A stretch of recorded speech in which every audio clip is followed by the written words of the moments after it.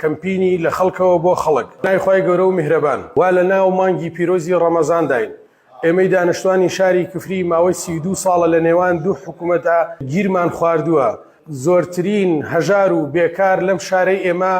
هەیە ئەمە وای کردووە کە زۆرترین خێزانی کەم دەرامەت لە قەزای کفری و ناحەی سەرقەڵا هەن ئەم کەمپینەمان ڕاگەیاندووە کە بتوانین زۆرترین هاوکاری و خێر و سەدەقەی ئێوە کۆ بکەینەوە و هەر کەسێک متمانەی بە ئێمە هەیە دڵنیابن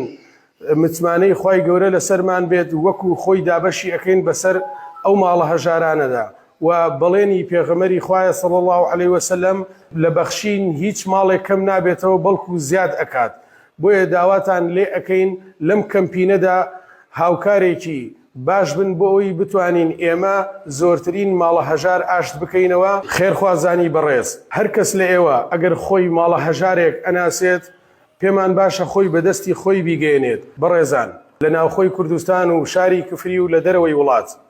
ئەو خەڵکانەی کە خۆتان بە خێرخواز ئەزانن سەرمایەداران لە پێناو ئەوەی خوان و سفرەی جەژنی ماڵە هەژارێک ئاشت بکەینەوە داوا ئەکەین هەرچی خێر و زەکات و هاوکاریتان هەیە بیگەن دەستی ئەم کەمپینەمان لە ڕێگەی ئەم برادرانەوە مامۆستا شاخەوان مامۆستا بەختیار کاکسیروان مامۆستا یادگار ئەم کەمپینەمان ڕاگەیاندووە بتوانین زۆرترین هاوکاری و خێر و سەدەقەی ئێوە کۆ بکەینەوە و خێزانە هەژار و کەم دەرامەتەکان کۆ بکەینەوە لە پرۆسەیەکی ئاشکرا لە شەوی 27 ڕەمەزاندا دابەشی ئەکەین هیوادارین ئێمە ڕووسور بکەن بە گەیاندنی هاوکاریەکانتان ئەشتوانن ئەو بەڕێزانەی لە دەرەوەی وڵاتن لە ڕێگەی نووسینگەی حواڵەکانەوە هاوکاریەکانتان بگێنن بە ئێمە لە کۆتاییدا داوا ئەکەین لە خێرخوازانی بەڕێز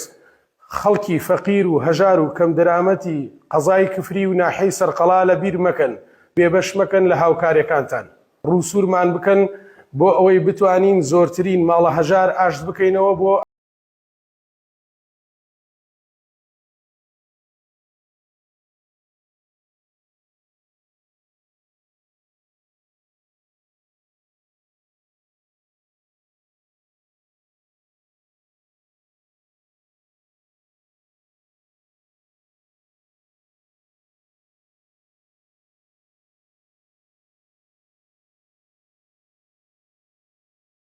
تعاونوا على البر والتقوى ولا تعاونوا على الإثم والعدوان